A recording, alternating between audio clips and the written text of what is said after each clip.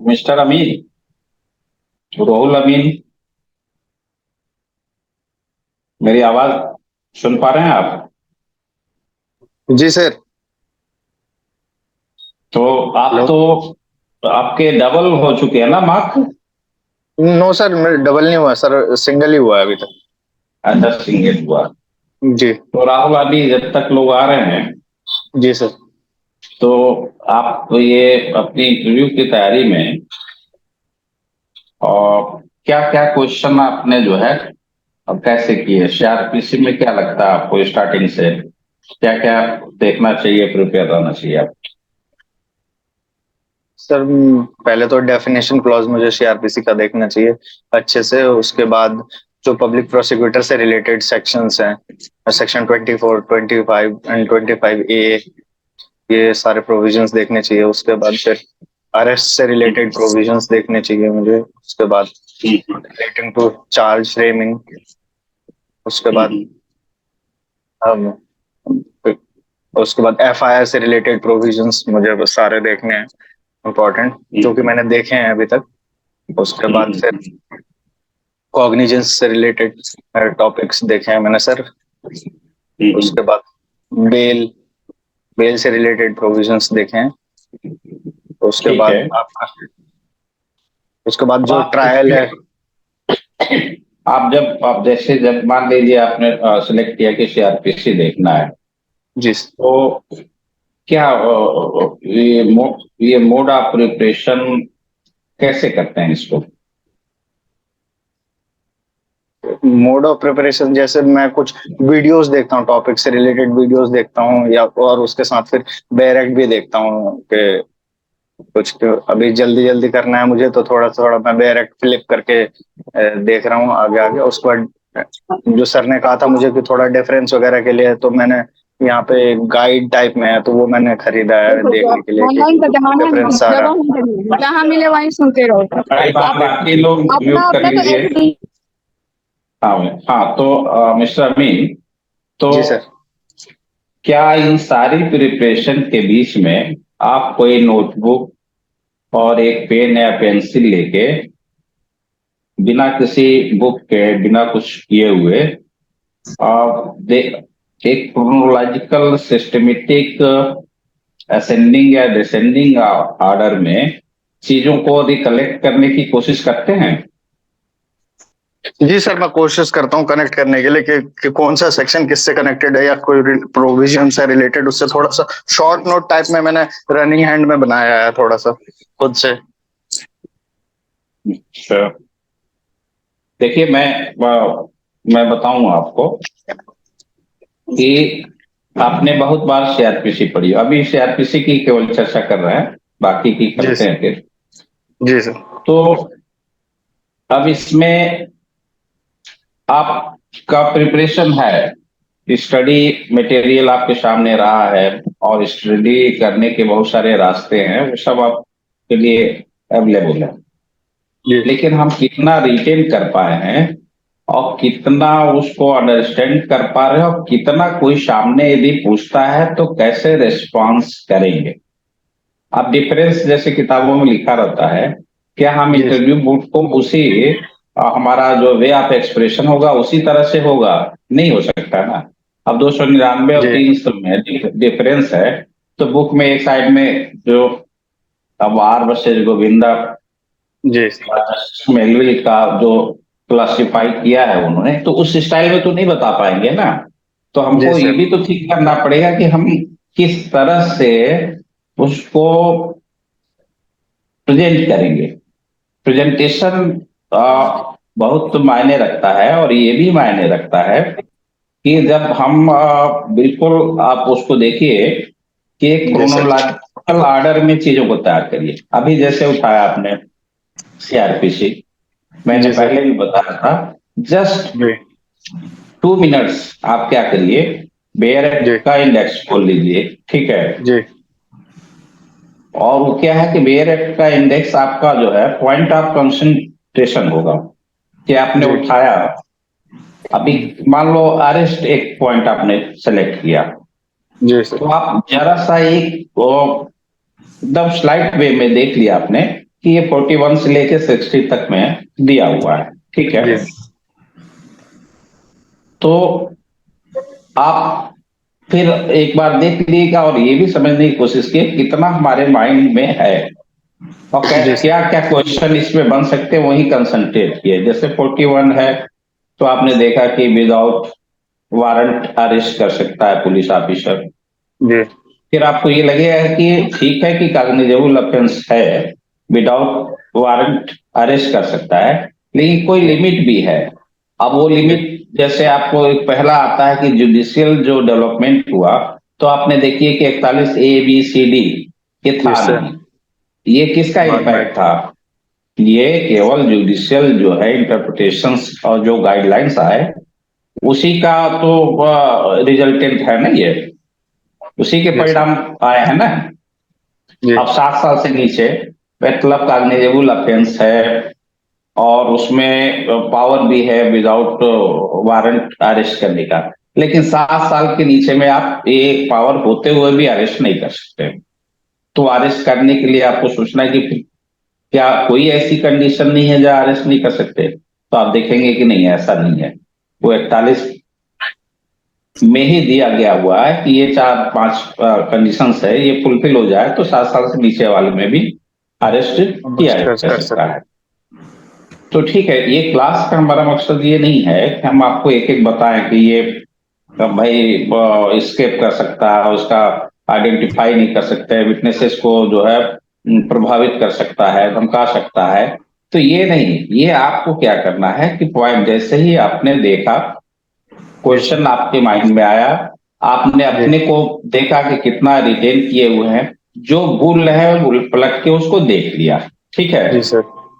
फिर आपने अगला क्वेश्चन फिर उसी से फ्रेम होगा आपको कि अच्छा ठीक है, अरेस्ट पे ये अमेंडमेंट की नेसेसिटी क्यों पड़ी। तो आप बताइए पूरा, जोगिंदर सिंह, डीके वसु, ठीक है, और और नेक्स्ट। ये तमाम डेवलपमेंट हुए। तो ऐसे कई केसेज, बंच ऑफ केसेज हैं। तो एक यस जगह दिमाग में रख लीजिए कि अरेस्ट से रिलेटेड ये जो है केसेज है प्रोमिनेंट। तो जी सर। ये तो मैं आपको बता रहा हूँ कि सीआरपीसी में क्या है कि आप लोग जो, मैं कई मॉक इंटरव्यू में ये देख रहा हूँ कि आप जी जा सर। रहे हो इंटरव्यू देने एपीपी का, लेकिन आप कम से कम पब्लिक प्रोसिक्यूटर से रिलेटेड सारे प्रोविजंस आपको पता होना चाहिए। अब वो उसमें आपको फिर ब्लंडर नहीं करना है। तो यस सर। आप जैसा जैसा कि आपने ठीक तरीका चुना है कि सेक्शन 2 से ही उठा लिया। अब जी सेक्शन 2 में आप जाएंगे तो आप पहला क्वेश्चन है कि आप पब्लिक प्रोसिक्यूटर कहीं डिफाइंड है। टू तो यू। सेक्शन 2 क्या है? इंटरप्रिटेशन क्लाज है, ठीक है। अब उसमें पब्लिक प्रोसिक्यूटर बताया गया है। सेक्शन 2 में कहा यू है। तो आप एक क्रोनोलॉजी में देख लीजिए कि पब्लिक प्रोसिक्यूटर या असिस्टेंट पब्लिक प्रोसिक्यूटर या एडिशनल पब्लिक प्रोसिक्यूटर, ठीक है। अब इसमें आपको ये भी देखना है कि ये कहाँ कहाँ काम करते हैं। तो एक चला सेक्शन 2 में आपने देखा कि उसका मेंशन है सेक्शन 24 का। यस एक सर। क्वेश्चन आया कि विक्टिम ने, एग्रीड पार्टी ने एक प्राइवेट प्लीडर को इन्वॉल्व कर दिया, ठीक। यस तो सर। उसका क्या स्टेटस होगा? तो उसका स्टेटस आप सेक्शन सी 2 यू में आपको मिल जाएगा कि देखिए कि वो भी जो पब्लिक प्रोसिक्यूटर के डायरेक्शन पे काम कर रहा है और असिस्ट कर रहा है। वर्ड क्या है? असिस्ट। असिस्ट करेगा। अब असिस्ट। असिस्ट असिस्ट करेगा तो इसका मतलब आपको क्या निकालना चाहिए कि वो केस कंडक्ट नहीं करेगा, प्रोसिक्यूशन केस को कंडक्ट नहीं करेगा, वो पब्लिक प्रोसिक्यूटर को असिस्ट करेगा। ओके, असिस्ट करें। यस। असिस्ट करेगा। अब इसमें है असिस्ट करेगा, तो ऐसा नहीं है कि जब चाहे तब वो जो है प्रोसिक्यूशन केस में एंट्री मार लेगा। तो आप यस सर। देखिए कि सीआरपीसी में अमेंड करके पहले का प्रोविजन था 301 में, सेक्शन 301 में यस सर। था, लेकिन उसके बावजूद भी जो डेवलपमेंट हुआ है तो उसमें बताया गया कि विक्टिम के एप्लीकेशन पे कोर्ट परमिट कर सकती है, और परमिट करेगी तो वो केवल असिस्ट करेगा। यानी कि इसका क्या क्या मीनिंग निकल सकता है कि वो खुद एविडेंस एग्जामिन नहीं कर सकता, ठीक है। एविडेंस खुद लीड नहीं कर सकता। ये नहीं कर सकता कि वो चीफ एग्जामिनेशन रिकॉर्ड करवाने के लिए जो विटनेस आया है उससे क्वेश्चन पूछे और उसका वो करे। वो क्या कर सकता है, तो आप देखिए इसी लॉ में आपको मिल जाएगा कि वो असिस्ट करेगा और लास्ट में कोर्ट के परमिशन से ज्यादा ये कर सकता है कि रिटन आर्ग्यूमेंट फाइल कर सकता है। ठीक है ना। तो हेड ऑफ द केस कौन होगा, इंचार्ज ऑफ द केस कौन होगा, पब्लिक प्रोसिक्यूटर। Public कौन सा prosecutor। पब्लिक प्रोसिक्यूटर, या तो सेक्शन 24 में होगा या 25 में होगा। कितने तरह के पब्लिक प्रोसिक्यूटर का कॉन्सेप्ट आपको दिखा, एक सेक्शन 24 में पब्लिक प्रोसिक्यूटर, सेक्शन 24 में additional public Public prosecutor। Prosecutor, ये दो दिखे आपको। ठीक है। और एपीपी, अब यहाँ पे प्रोसिक्यूटिंग ऑफिसर पूछा जाता है। तो बेसिकली क्या है कि कोर्ट में जो केस लीड करता है वो प्रोसिक्यूटिंग ऑफिसर नहीं होता है, वो क्या होता है, इधर पब्लिक प्रोसिक्यूटर होता है या एडिशनल पब्लिक प्रोसिक्यूटर होता है या असिस्टेंट पब्लिक प्रोसिक्यूटर होता है। Yes, sir। वहां उसका स्टेटस ऑफिसर का नहीं होता। ऑफिसर वर्ड क्यों किया गया है, ऑफिसर वर्ड इसलिए यूज किया गया है कि अलग अलग स्टेट में प्रोसिक्यूशन के अपने भी कैडर हैं। ठीक है। तो उनमें चाहे उसका जो भी नाम हो, तो प्रोसिक्यूटिंग ऑफिसर भी हो सकता है, असिस्टेंट पब्लिक प्रोसिक्यूटिंग ऑफिसर भी हो सकता है। ठीक है। तो ये तो सेक्शन 2U में आपको इसका मिला। फिर आगे आप जब बढ़ेंगे तो सेक्शन 24 में है। अब आपको वहां देखना है कि ये सेक्शन 24 में जो पब्लिक प्रोसिक्यूटर या एडिशनल पब्लिक प्रोसिक्यूटर, ये किस किस कोर्ट को कवर कर सकते हैं। Yes, तो sir। आप देखिए कि इसमें हाई कोर्ट भी है और Yes, sir। स्टेशन कोर्ट, और Yes, जहां sir। पे प्रोविजन है वहां स्पेशल कोर्ट भी है। ठीक है। Yes, sir। तो 3 तरह के कोर्ट का आपको उसमें कॉन्सेप्ट दिखता है, हाई कोर्ट और स्पेशल कोर्ट और सेशन कोर्ट। राइट। तो अब ये आपको जब इसमें आप इस 24 में आपने देख लिया, तो अब एक फिर क्वेश्चन आपको ये भी जान लेना चाहिए कि कौन पब्लिक प्रोसिक्यूटर अपॉइंट हो सकता है। ठीक। अब Yes। तो अब इसमें आपको देखना है कि अपॉइंटमेंट का कोई यूनिफॉर्म उसमें दिया है क्राइटेरिया या अलग अलग भी है। देखिए तो आपको दिख जाएगा कि पब्लिक प्रोसिक्यूटर के लिए अलग है। एक अलग क्राइटेरिया है, स्पेशल Yes। पब्लिक प्रोसिक्यूटर भी है उसमें, आप ये भी Yes, जोड़ sir। लीजिए उसमें, public prosecutor, additional public prosecutor, assistant Special public। Public prosecutor और स्पेशल पब्लिक प्रोसिक्यूटर। ठीक है। तो आप यही डिस्टिंग्विश कर लीजिए कि देखिए एपीओ के लिए कोई एक्सपीरियंस का उसमें प्रावधान नहीं। 25 में प्रोविजन नहीं है, लेकिन 24 में आपके सबके लिए कोई ना कोई प्रोविजन है, एक्सेप्ट आपके कौन, एडवोकेट जनरल या अटॉर्नी जनरल। जनरल जो भी होंगे। ठीक है। Yes। तो अब यहाँ पे आप देखेंगे कि पब्लिक प्रोसिक्यूटर के लिए कितना है, 7 ईयर, और जो एसपीपी स्पेशल पब्लिक प्रोसिक्यूटर है उसके लिए 10 ईयर्स 10 है। years। फिर आप ये है कि मान लो सेंट्रल एक्ट से रिलेटेड मामला है और सेंट्रल गवर्नमेंट उसमें पार्टी है या उसके बिहाफ पे रिप्रेजेंट किया जाना है, तो फिर कोई भी पब्लिक प्रोसिक्यूटर तो कंडक्ट करेगा नहीं। तो इसीलिए आप सेक्शन 24 में देखेंगे जहां जहां सेंट्रल से रिलेटेड मामले हैं वहां अपॉइंट कौन करेगा, सेंट्रल गवर्नमेंट, सेंट्रल जहां गवर्नमेंट। स्टेट का है स्टेट गवर्नमेंट करेगा। फिर इसमें ये भी है कि जो हाई कोर्ट में जो केसेस होंगे, हाई कोर्ट में जो केसेस होंगे, क्या स्टेट गवर्नमेंट या सेंट्रल गवर्नमेंट को एक्सक्लूसिव राइट है कि जिसको चाहे उसको बना देगा, या कहीं कोई कंसल्टेशन की भी व्यवस्था है, क्या है बताओ। सर अगर स्टेट गवर्नमेंट का वो है तो state government with consultation of chief justice of high court करेंगे। ओके। तो कहने का मतलब कंसल्टेशन भी आपको यहाँ पे मिला, तो आपको देखना, लेकिन यही सेशन कोर्ट में क्या हो जाएगा, सेशन कोर्ट में क्या देखेंगे, वहां डिस्ट्रिक्ट मैजिस्ट्रेट। वहां पे सीधे सीधे क्या है, पावर किसको है, स्टेट गवर्नमेंट को है। ओके। लेकिन जो उसका सिलेक्शन का प्रोसीजर है वो क्या है, एक पैनल के थ्रू होता है। Panel Yes, sir. में क्या होता है, पैनल कैसे बनता है, तो डिस्ट्रिक्ट मजिस्ट्रेट वो जो कंसर्न डिस्ट्रिक्ट का होता है वो करता है, वो भी Session. अकेले नहीं करता है, कंसल्ट करता Session. है, सेशन जज। सेशन जज से करता है। ठीक है, तो ये प्रोसीजर है। तो अपॉइंट कौन करेगा, स्टेट गवर्नमेंट। स्टेट तो ये छोटी छोटी चीजें हैं, यही आप अपने दिमाग में क्वेश्चंस फ्रेम करिए और वहीं पे उसको उसका आंसर भी निकालते चलिए, और एक Yes. एक करके। अब जैसे 24 हो गया, 25 हो गया, अब आया कि 25A। करेक्ट। अब 25A जो आया है उसमें क्या कॉन्सेप्ट है कि ये जो प्रोसिक्यूशन का एक डायरेक्टरेट होगा, और दो तरह की अथॉरिटी का उसमें मेंशनिंग है। कौन कौन, एक डायरेक्टर, एक डिप्टी डायरेक्टर। Deputy director. ठीक है, अब ये क्या है कि डायरेक्टर और डिप्टी डायरेक्टर है।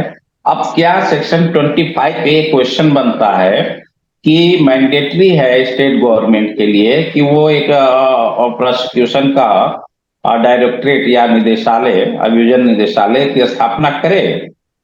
तो आप देखिए कि वहां वर्ड में यूज किया गया है, सेल नहीं यूज किया गया।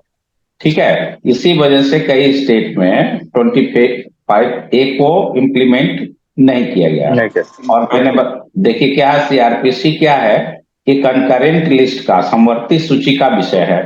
कानून बनाने का अधिकार किसको है, सेंट्रल गवर्नमेंट को भी है और स्टेट गवर्नमेंट। State government. लेकिन यदि सेंट्रल गवर्नमेंट ने बना दिया है तो स्टेट अपने स्टेट के रेफरेंस में क्या कर सकती है, उसको अमेंड कर सकती है। ठीक है, तो उसका एक अलग लेजिस्लेटिव प्रोसेस है, वो आपको जान लेना चाहिए। और कॉन्स्टिट्यूशन जो है, देखिए कॉन्स्टिट्यूशन सबको ढंग से आना चाहिए। इसलिए आना चाहिए कि आपके फिल्म्स के पेपर में भी कॉन्स्टिट्यूशन ऑफ इंडिया सब्जेक्ट रहा है। ठीक है, मेंस में भले ना हो, लेकिन प्रीलिम्स में तो है, था ना। तो जी सर। आप देखिए कि, तो अब यहाँ पे 25A में आप देखिए, तो यहाँ पे ये क्वेश्चन अक्सर पूछा जा सकता है कि अब ये क्या मैंडेटरी है, मैंडेटरी नहीं है तो मान लो ये उसमें वर्ड है गवर्नमेंट के डिस्क्रिप्शन पे है, लेकिन गवर्नमेंट ने यदि अमेंड नहीं किया है तो सुम मोटो क्या वो इम्प्लीमेंट नहीं हो जाएगा। तो जब तक गवर्नमेंट, जब तक स्टेट जो है कि लेजिस्लेटिव उसको अमेंड नहीं कर देती है, तब तक तो उसका एग्जिस्टेंस माना जाएगा ना। Yes sir. लेकिन मे वर्ड की वजह से गवर्नमेंट का कोई अभी उसमें ऑब्लिगेशन नहीं पैदा हो रहा है।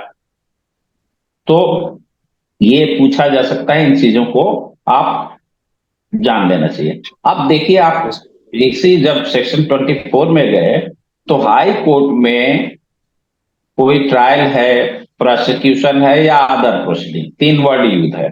ठीक है, तो अब उसमें क्या है, प्रोसिक्यूशन, ट्रायल या अदर प्रोसीडिंग में, तो यहां तक क्या हाई कोर्ट को ट्रायल का पावर है, अब है तो कहां पे है, वही पे सवाल आपके दिमाग में आना चाहिए। 374। कौन सा सेक्शन है, 374। 374। अच्छा ठीक है, अब आप जब 374 नहीं है 4 और आगे 474 है। 474 सर। ओके, 470। अब 474 में ये प्रोविजन है, तो फिर क्यों नहीं ट्रायल में चार तरह के ट्रायल जो दिए गए हैं, high court, tribal by high court का भी तो एक चैप्टर होना चाहिए था, लेकिन नहीं है। इसका मतलब ये है कि generally high court trial criminal case में ट्रायल नहीं करती है, तो करती है तो कोई ना कोई स्पेशल रीजन होगा। तो क्या है, फिर आप देखिए, जब तुरंत उठाइए 474 देखिए, 474 जब आप देखेंगे तो उसमें आपको आएगा 407। अब 407 आया, इसका मतलब ये कहां से निकला, तो आप देखिए 406, 407, 408 पे आपकी निगाह तुरंत जानी चाहिए कि ट्रांसफर ऑफ केसेस का पावर किसको है। तो एक क्रोनोलॉजी में है कि सुप्रीम कोर्ट को भी है 406 में, उससे अगली धारा 407 है, हाई कोर्ट को है, उससे अगली धारा क्या है, कोर्ट ऑफ सेशन को। ठीक है, तो ये 407 में यानी कि ट्रांसफर का पावर है, यानी कुछ ना कुछ मसला ऐसा है जिसके वजह से हाई कोर्ट केस को नीचे से ट्रांसफर करके अपने पास मंगा सकती है, मंगा सकती है ना। आप तो अभी यहीं पे आपको देख लेना चाहिए रिट। रिट तो आप रिट, जब रिट आया, रिट में भी चूंकि केस को मंगाने का पावर है, ठीक है। यस तो ये जुडिशियल रिट की बात हो रही है, तो दो तरह की जुडिशियल रिट है। कौन कौन सी है? कौन कौन सी है रिट बताइए। सर। सर्शियरी ये सर सरी है हाँ, सर। और ठीक। और एक और है प्रोहिबिशन तो सर। प्रोहिबिशन, तो जो दो जुडिशियल रिट है वो क्या है? आपका सस्योरारी है और प्रोहिबिशन है, ठीक है। तो आपको ये निकला, तो इसका मतलब ये है कि देखिए, वो उसने कोर्ट ने मंगा लिया अपने पास, या किसी पार्टी ने एप्लीकेशन दिया, स्टेट की तरफ से है तो एडवोकेट जनरल ने दे दिया एप्लीकेशन, आप प्रोविजन जाके पढ़िए, उसमें स्पेसिफिक आपको प्रोविजन मिलेगा। तो आपको तुरंत पता लग गया कि ये क्या हो गया, कि हाई कोर्ट ये स्पेशल केसेस में ट्रायल कर सकती है, और ये ट्रायल का पावर आपको आप देखेंगे कि 474 में दिया हुआ है। अब वहीं पे आएगा कि ये जो ट्रायल करती है उसमें किस तरह का प्रोसीजर अडॉप्ट किया जाता है। तो जो सेशन ट्रायल में कोर्ट प्रोसीजर ऑफ होता सेशन। है वो वही वही अडॉप्ट किया जाता है। अब yes court sir. Of session में अब आया तो तुरंत आपका माइंड तुरंत वहीं पे जाना चाहिए कि court of session session. Trial का प्रोविजन कहाँ पे है। तो सेशन ट्रायल का प्रोविजन जो है आपके चैप्टर 18 तो में 225 225 टू से लेके 237 तक, 237 है। ठीक है। Yes sir. तो अब आप देखिए, अब वो 225 और 26 पब्लिक प्रोसिक्यूटर को लेके उसमें प्रोविजन करता है, यस सर। ठीक है। 225 करता है केस पब्लिक प्रोसिक्यूटर कंडक्ट करेगा, 226 ये बताता है कैसे वो अपने केस को स्टार्ट करेगा, स्टार्ट कर। ठीक है, किस एविडेंस से स्टार्ट करेगा। ओके। तो अब क्या है कि कितनी सारी इंफॉर्मेशन आपको निकल आए जरा सा आपको थिंक करने से, ठीक है ना। Yes sir. अब कुछ नहीं मिलेगा आपके पास, बहुत ज्यादा टाइम नहीं, तो आप इंडेक्स पे ही वर्क करके और उसको धीरे धीरे करके निकालते चलेंगे, ठीक है। जी सर। तो अब मैं आपको फिर कहाँ ये लेके चल रहा था। अब एक चीज यहीं पे और देख लीजिए कि क्लासिफिकेशन ऑफ क्रिमिनल कोर्ट में भी बच्चे गलत कर देते हैं। वहां पे क्या है, जो कोर्ट दिया है एकदम क्रिमिनल कोर्ट में हाई कोर्ट दिया है, और दूसरे नंबर पे नंबर नहीं कोर्ट है, लेकिन हाई ऑफ कोर्ट सेशन। और स्पेशल कोर्ट ऑफ सेशन के साथ साथ स्पेशल कोर्ट भी है। चलो।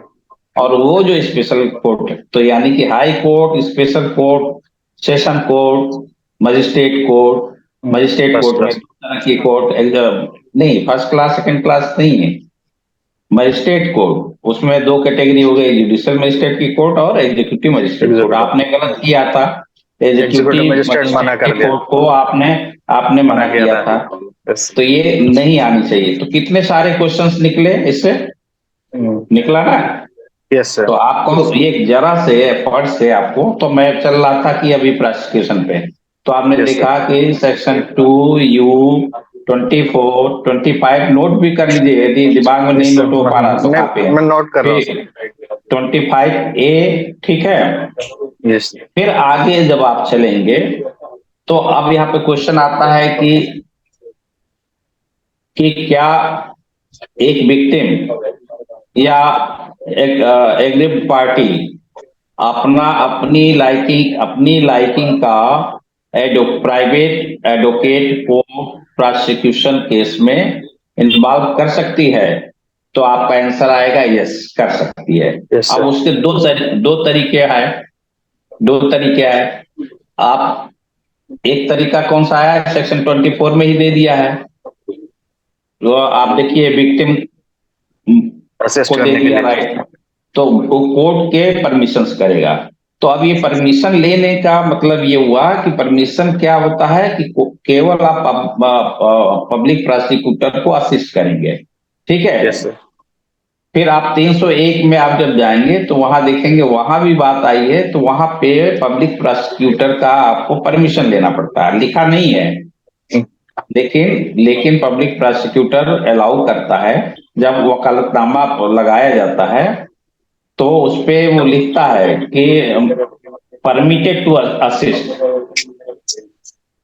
ठीक है। अब वो लिखता है तो वो उसमें दाखिल होता है, क्योंकि डिफेंस उसमें ऑब्जेक्शन रेज कर सकता है कि आप किस कैपेसिटी में आप प्रोसिक्यूशन में इन्वॉल्व हैं। तो वहां पे बताया जाता है कि विक्टिम ने इनको इन्वॉल्व किया है, विक्टिम ने ऑथोराइज किया है, ये प्रॉपर वकालतनामा है और इसको पब्लिक प्रोसिक्यूटर के द्वारा कोर्ट में फाइल किया गया है, ठीक है, यस सबमिटेड, सर। ठीक है, और yes sir. Permitted to assist, तो आपका ये हो गया। और इसलिए 302 में 301 और 302 को आप देख लीजिए, ठीक है। तो यस सर। 301 में आप, अब इसके बाद आप आगे बढ़ते हैं तो एक सेक्शन फिर मिलता है, वो बहुत ही इंपॉर्टेंट है, वो है 321, विड्रॉल फ्रॉम प्रोसिक्यूशन, प्रोसिक्यूशन। ठीक है। तो अब यहाँ पे क्या है कि क्वेश्चन बनता है कि क्या पब्लिक प्रोसिक्यूटर स्टेट केस को विड्रॉ कर सकता है। तो इसका सीधा सा आंसर क्या आएगा, आप कहेंगे नो। यस, विड्रॉ कर सकता है, विड्रॉ परमिशन कर के थ्रू सकता कर। है। नो नो, आपसे जब पूछा जाए अच्छा। कि can public prosecutor withdraw the prosecution case yes sir. Before court, तो आपका जवाब एक यही दो वर्ड में आएगा, यस सर। हाँ देखें, ठीक है। अब जब आ गया है तो अगला क्वेश्चन उनको आने, उनकी तरफ निकलने दीजिए, हड़बड़ी में ना रहिए, सब बताने की इंतजार करिए अपने अवसर का। बाल बाल गेंद पे अपनी नजर बस जमाए रहिए, ठीक है ना। जी तो सर। बाकी एक एक रन लेके भी बनाए जा सकते हैं, मौका लगे तो छक्का जी भी सर। लग जाता है, तो वो जी है ना, सर। इंटरव्यू भी ऐसा ही है। तो जी अब सर। आप क्या करेंगे, तो अगला क्वेश्चन आएगा कि without permission of government, without permission of court कर सकती है। तो आप बताएंगे कि नहीं, कोर्ट का परमिशन मस्ट है। और 321 में स्टेट की परमिशन की बात नहीं लिखी हुई है, ठीक है। लेकिन यूपी में जैसे है, यूपी में अमेंड करके उसमें स्टेट का जो है प्रायर कंसेंट लेना, परमिशन लेना जरूरी है, ठीक है ना। तो होता क्या है प्रैक्टिकली, स्टेट गवर्नमेंट सबसे पहले केस को विड्रॉ करने का एक मांगती है कुछ बिंदुओं पर, जैसे यूपी में 13 पॉइंट पे एक आख्या मांगी जाती है। इसमें से पब्लिक प्रोसिक्यूटर, जो कंसर्न पब्लिक प्रोसिक्यूटर होता है, मतलब इंचार्ज ऑफ द केस होता है, फिर एसपी होता है जिले का, और डीएम होता है।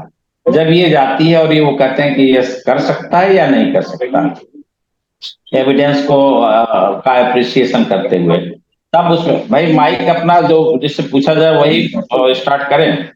तो मैं तो ये रोहल अमीन का इनसे चूंकि वार्ता भी कर रहा हूँ, पूछता भी जा रहा हूँ, तो फिर जब जरूरत होगी दूसरा आदमी खोल सकता है, ठीक है। आप बीच में, तो अब मैं ये कह रहा था कि आ,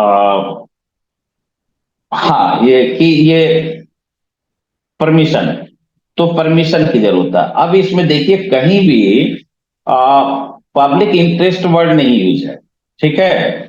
लेकिन जो सुप्रीम कोर्ट के जो बंच ऑफ केसेज हैं उसमें उन्होंने एक बात कही है कि कोई वैसे ही नहीं, जब चाहे पब्लिक प्रोसिक्यूटर जो है अपना डिस्क्रिप्शन इस्तेमाल करेगा और उसको जो है वापस ले लेगा। तो वहां पे कि कुछ ग्राउंड होने चाहिए, और उस ग्राउंड में जो सबसे बड़ी चीज है वो ग्राउंड है कि वो पब्लिक इंटरेस्ट में होना चाहिए। बिना पब्लिक इंटरेस्ट के केस को नहीं वापस लिया जा सकता। और एक केसेज में सुप्रीम कोर्ट ने यह भी कहा है कि जहां पे एविडेंस इतना इनसफिशियंट है कि प्रोसिक्यूशन के फेलियर होने की पूरी पूरी पॉसिबिलिटी है, तो उस केस में भी विड्रॉल का परमिशन कोर्ट दे सकती है। लेकिन there must be some cogent reason, और वो रीजन है पब्लिक इंटरेस्ट। तो आप पब्लिक इंटरेस्ट बता सकते हैं, ठीक है ना। पब्लिक इंटरेस्ट उसमें लिखा नहीं है। अब क्या है, दो बातें हैं। अब पब्लिक प्रोसिक्यूटर जो विड्रॉ करता है, क्या वो गवर्नमेंट के मैंडेट पे करता है या वो उसका भी अपना कुछ जुडिशियल माइंड अप्लाई करता है। तो देखिए यहाँ पे पब्लिक प्रोसिक्यूटर का जो सेटिस्फैक्शन है वो मस्ट है। और कोर्ट ये कहती है कि आप पोस्ट ऑफिस की तरह रबर स्टैंप की तरफ काम नहीं करते हैं, आप अपने माइंड को अप्लाई करेंगे और जब आप सेटिस्फाइड होंगे तब क्या करेंगे, ये एप्लीकेशन विड्रॉल का पब्लिक प्रोसिक्यूटर की तरफ से पड़ेगा। अब कल एक कैंडिडेट ये कह रही थी कि ट्रायल स्टार्ट हो जाए तो नहीं वापस कर सकता, तो यहीं पे आप लोग कंफर्म अपने दिमाग में बिठा लीजिए कि उसमें जो वर्ड यूज है वो before judgment any Yes, sir. Time. अब एनी टाइम लिख दिया है, फिर कंफ्यूजन क्रिएट हो सकता है कि मान लो अभी केवल कोर्ट ने या मजिस्ट्रेट ने कॉग्निजेंस लिया है, ठीक है, Yes, sir. और केस केस मर्डर का है या ट्राइबल बाई सेशन है, तो क्या मजिस्ट्रेट जिसने कॉग्निजेंस लिया है वो उसको विड्रॉ कर सकता है? तो आप ये जान लीजिए कि जो प्रोसिक्यूशन का केस जिस कोर्ट में पड़ी हुई है, जिस भी कोर्ट में पड़ी हुई है, वही कोर्ट उस पर विड्रॉल एप्लीकेशन पे कंसीडर करेगा। ठीक है, ये जरूरी नहीं है कि चार्ज फ्रेम हो जाए या केस कमिट हो जाए तभी उसको विड्रॉ किया जाए। ओके, इसीलिए आप देखिए उसी सेक्शन में आपको निकल के आता है कि उसमें लिखा है कि यदि चार्ज फ्रेम नहीं हुआ है तो क्या होगा, वो डिस्चार्ज माना जाएगा। Yes, और sir. यदि चार्ज फ्रेम हो गया है तो that will be amount to acquittal, Vital. यानी वो दोष मुक्त माना जाएगा। दोस्त. तो इसका आप पूरा उस टोटलिटी में आप पढ़ेंगे तो क्या पिक्चर निकल के आया ना।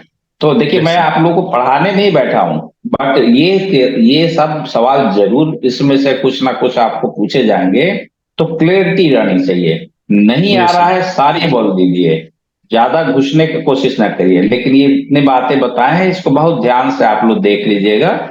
Okay, Yes, sir. तो आप 321 आपने देख लिया। अब एक क्वेश्चन ये आता है कि क्या प्रोसिक्यूशन ट्रायल स्टार्ट होने के बाद प्रोसिक्यूटर और एविडेंस भी रिकॉर्ड हो गया है, तो क्या पब्लिक प्रोसिक्यूटर चार्ज को अल्टर करने के लिए एप्लीकेशन दे सकता है? तो आप लोग एक चीज जान लीजिए कि बिल्कुल दे सकता है, कि जो एविडेंस कोर्ट के सामने आए हैं और जो चार्ज फ्रेम की गई है उससे इन एडिशन टू उन जो सेक्शंस हैं कोई दूसरा अपराध बनता है तो उस कंडीशन में वो पब्लिक प्रोसिक्यूटर एप्लीकेशन दे सकता है। ये पावर पब्लिक प्रोसिक्यूटर का नहीं है, ये पावर किसका है, कोर्ट का है। कोर्ट का है। 215 और 216 और 217 Yes, sir. की में चार्ज कैलकुलेशन का प्रोविजन है। ओके,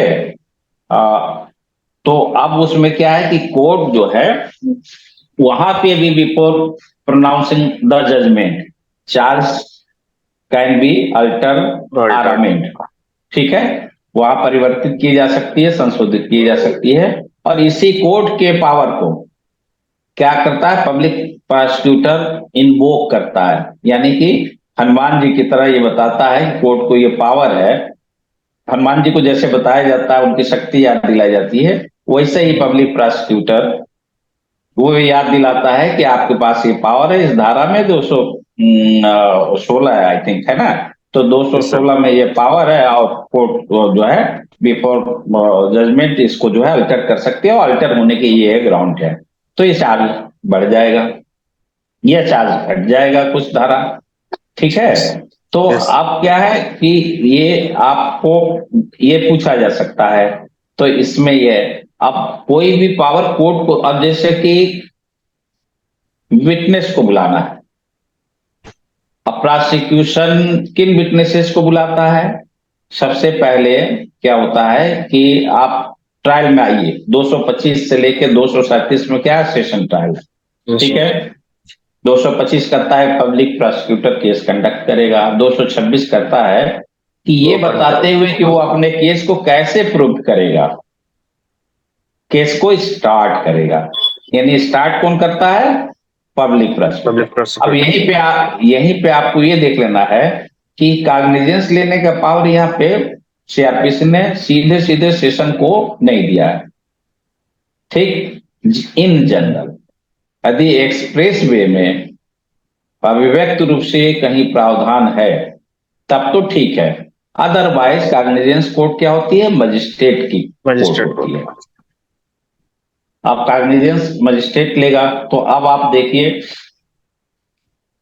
लेकिन इसके एक्सेप्शन भी है, जैसे 199(2) में जो डिफेमेशन डिफेमेशन है, वो उस प्रोसीडिंग में क्या है कि वो सीधे कॉग्निजेंस क्या लेता है? सेशन कोर्ट लेती है, सेशन पब्लिक प्रोसिक्यूटर के कंप्लेंट पे। ठीक है, तो वहां पे वो सीधे कॉग्निजेंस लेती है। या सेशन कोर्ट की पावर जिस स्पेशल कोर्ट को मिली हुई है, जैसे गैंगस्टर कोर्ट है, SC ST कोर्ट है, तो ये स्पेशल कोर्ट है, लेकिन इनको इक्विवेलेंट पावर सेशन कोर्ट की है। ठीक है, तो ये भी सीधे कॉग्निजेंस ले सकते हैं। अदरवाइज नॉर्मल कोर्स में कॉग्निजेंस कोर्ट मजिस्ट्रेट होता है, न कि सेशन कोर्ट। ओके, तो यहाँ पे आप 226 में आए, तो अब आप देखिए कि एक ट्रायल को बहुत आराम से क्रोनोलॉजिकल 1 मिनट का काम है यदि आपने पढ़ा है तो। अब वो कैसे, फटाफट मैं बताता हूँ कि 225 में केस कंडक्ट करेगा public prosecutor before session court. 226 में वो बताएगा, अपना केस स्टार्ट करेगा कि हमारे पास क्या क्या एविडेंस है, हम कैसे साबित करेंगे। ठीक है, अब ये बताने का तरीका ये होता है कि जो केस कमिट होता है मजिस्ट्रेट के यहाँ से आता है, किसके पास? सेशन कोर्ट के पास। Session court. तो ये अब यहीं पे आपको दिमाग में ये रखना है कि कहाँ प्रोविजन है वो कमिटल का। तो कहाँ पे है केस? 209। Very good. तो 209 में केस कमिट होके आ गया सेशन जज के पास। तो जब आता है केस कमिट होके सेशन जज के पास, तो उसमें क्या कंप्लायंस कोर्ट करती है? मजिस्ट्रेट की कोर्ट। मजिस्ट्रेट 207 जो देखती है कि 207 और 208 का कंप्लायंस कर ले, फिर ये देख ले कि जो एक्यूज है वो बेल आउट है या जेल में है। बेल आउट है तो उसको इन्फॉर्म करेगी, जेल में है तो जेल में थ्रू जो है सुपरिटेंडेंट उसको इन्फॉर्म करेगी कि ठीक है, तो फला डेट को सेशन कोर्ट में, फला सेशन कोर्ट में इसको प्रोड्यूस करो, और पब्लिक प्रोसिक्यूटर को इन्फॉर्म करेगी। तो जब वो इन्फॉर्म करती है तो उसी 226 में क्या होता है, एक list of witnesses public prosecutor को कोर्ट में देना पड़ता है कि हम अपने केस को प्रूव करने के लिए ये विटनेसेस को बुलाएंगे और ये डॉक्यूमेंट फाइल करेंगे। ठीक है, तो लिस्ट ऑफ विटनेसेस होता है वही 226 में जो कहना चाहता है। अब कोर्ट जो सम्मन करती है प्रोसिक्यूशन विटनेसेस को, वो पब्लिक प्रोसिक्यूटर प्रेयर करता है कि साहब इन गवाहों को, जैसे मान लो 10 गवाह है, 10 विटनेसेस हैं, तो एक बार लिस्ट दे दिया, फिर एक गवाह को बुला लिया, उसने प्रेयर किया, उस कोर्ट ने सम्मन इश्यू कर दिया। जब वो फुली एग्जामिन हो गया, चीफ एग्जामिनेशन हो गया, क्रॉस हो गया, और जरूरत पड़ी तो उसमें री एग्जामिनेशन हो गया, या कोर्ट को कुछ पूछना रहा 165 में वो भी पूछ लिया, उन सब होने के बावजूद बाद क्या होता है, सेकेंड विटनेस या थर्ड विटनेस, एक साथ 2 विटनेस भी बुला सकते हैं, 4 भी बुला सकते हैं, तो वो एक एप्लीकेशन देते हैं, और एप्लीकेशन देते हैं, कोर्ट अलाउ करती है, विटनेसेस को बुलाता है। तो सम्मन इशू करना, वारंट इशू करना कोर्ट का काम है, लेकिन ये बताना है कि फला विटनेस को बुलाना है, ये प्रोसिक्यूशन का। ठीक यही काम डिफेंस को भी करना पड़ता है जब उनको डिफेंस का स्टेज उनका आता है। और डिफेंस का स्टेज कब आता है? जब 313, यानी 313 कब आता है? जब प्रोसिक्यूशन अपने सारे एविडेंस प्रोड्यूस कर देती है।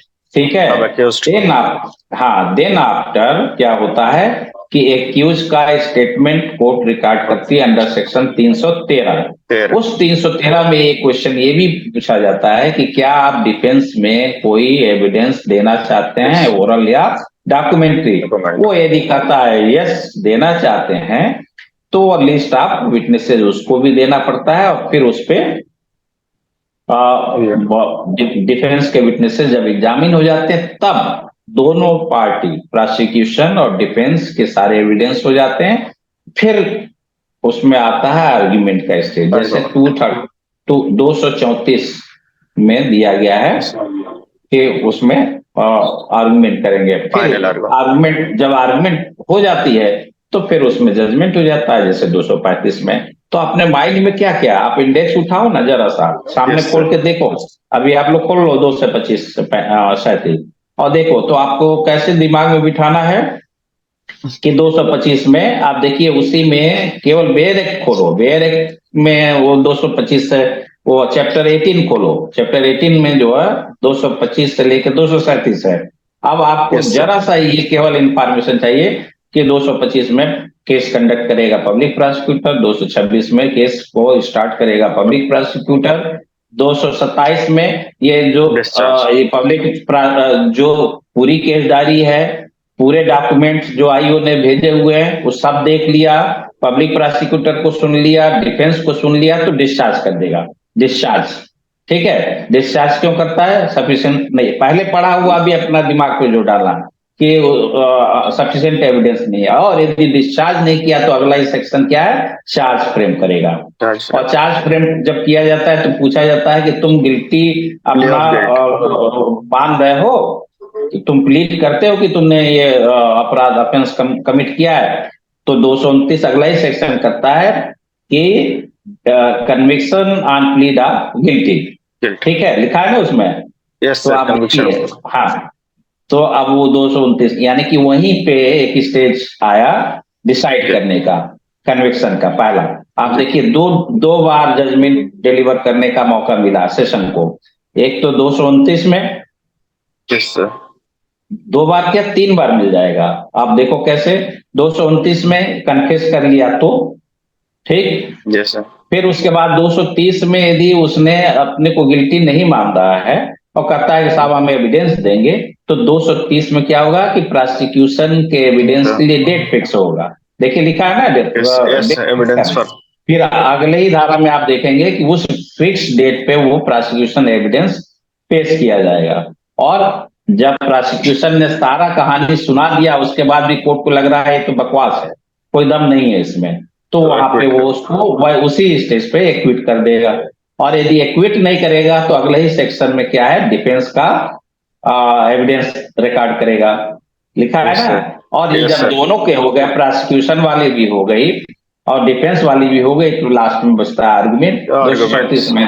और जब आर्गुमेंट कर लिया तो उसके बाद वो जजमेंट दे देगा 235 में, और जजमेंट दे दिया। और इस जजमेंट देने में अब यहीं पे आपको एक सवाल मिलेगा बढ़िया कि 236 कहता है कि यदि प्रीवियस कन्विक्टेड है तो इनहेंस उसको पनिशमेंट मिलेगा, पनिशमेंट दिया जाए, ठीक है। तो वहां प्रोसीजर आपको देखना है कि आप जानते हैं जब चार्ज फ्रेम किया जाता है तो 211 जब आप पढ़ेंगे, 211 चार्ज फ्रेम, चार्ज के कंटेंट दिया हुआ है, तो उसमें लिखा है जब चार्ज बनाया जाता है, आई थिंक 211(7) है, तो उसमें आप ये देखिए कि ये कहा गया कि प्रीवियस यदि वो कन्विक्टेड है तो वो मेंशन नहीं किया जाएगा।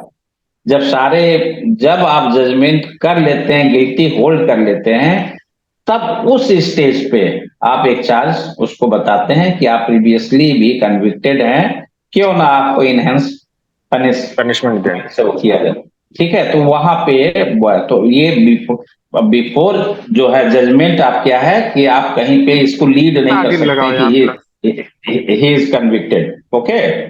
तो आप 236 देंगे, 237 आप जान गए कि 199(2) की प्रोसीडिंग से रिलेटेड है, यस, ठीक है। तो आप देखिए कितना हुआ, 2-3 मिनट से अधिक लगा। यदि आपकी स्टडी है तो आप रिवाइज कर लिए आसानी से। यस सर, और वहीं पे आपने थिंक करते जाना है और एक देखते जाना है, जो भी रिलेवेंट चीज आएगा उसको अपने दिमाग में बिठाते जाना है। तो इस तरह से आप देखिए कि आप, हाँ जी सर, हमारे साथ अनूप कुमार त्रिपाठी सर ज्वाइन किए हैं, ये बिहार में अभियोजन अधिकारी हैं। जी ओके, चलिए बहुत स्वागत है। तो ये भी अपना कुछ अनुभव शेयर करेंगे, आप और सर मिलके। अच्छा ठीक, तो त्रिपाठी जी को मैं हैंड ओवर करता हूं। और ये भाई ठीक है, और मैं ये सर आप जो कंक्लूड कर ले, आप 5 मिनट में कंक्लूड कर लीजिए, ऐसे बीच में छोड़ के जाना नहीं सही है ना सर। आप कर लीजिए 5 मिनट में कंक्लूड, हमारे पास तो टाइम नहीं है। मैं इस समय वीडियो ट्रेनिंग सेंटर में ही हूँ, इसलिए। अच्छा अनूप जी तो बहुत बढ़िया है। आप बिहार में हैं? हाँ अभी, हाँ मैं ट्रेनिंग सेंटर में ही हूँ इस समय, वर्तमान में वही हूँ, समय निकाला हूँ चूंकि अनुज जी का फोन आया। अच्छा अच्छा, नहीं बहुत अच्छा है। तो चलिए, तो आप बिहार को फोकस करके और मुझसे बेहतर ढंग से बता पाएंगे। और तो कुल मिला के देखिए, कैंडिडेट से मेरा ये कहना है कि लास्ट में मैं ये कहूंगा कि जो प्रोविजन है उसको इंटरकनेक्ट करके देखने की कोशिश करिए। जहां जी सर। नहीं आता है बोर्ड को झांसे में लेने की कोशिश मत करिए। अपने आप तय करिए वो 2-3 सेकेंड में कि हम जवाब दे पाएंगे या नहीं दे पाएंगे।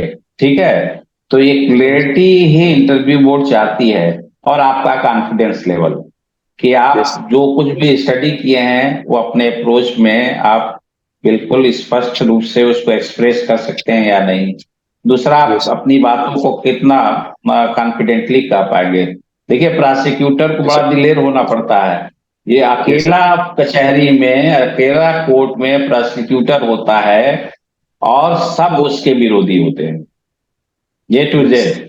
तो उसको बड़ा मजबूत बनना पड़ता है, तो लिखा पढ़ी में भी और अपने ओरेशन से भी, बोलने से। तो यस चलिए, फिर नेक्स्ट बातें होंगी। कुल मिला सर। के यस सर। ये जो मटेरियल मैं आपके सामने रख रहा था, ये एक तरीका यस। बताने की कोशिश कर रहा था कि चीजों को कैसे इंटरकनेक्ट करके और आप देखने की कोशिश करें। तो और अपनी थिंकिंग प्रोसेस पे वर्क करें, है ना? और जब उस थिंकिंग प्रोसेस में जब आपको जरूरत हो तो टेक्स्ट बुक देखें। Okay, thank you yes sir. Everybody. Thank you sir.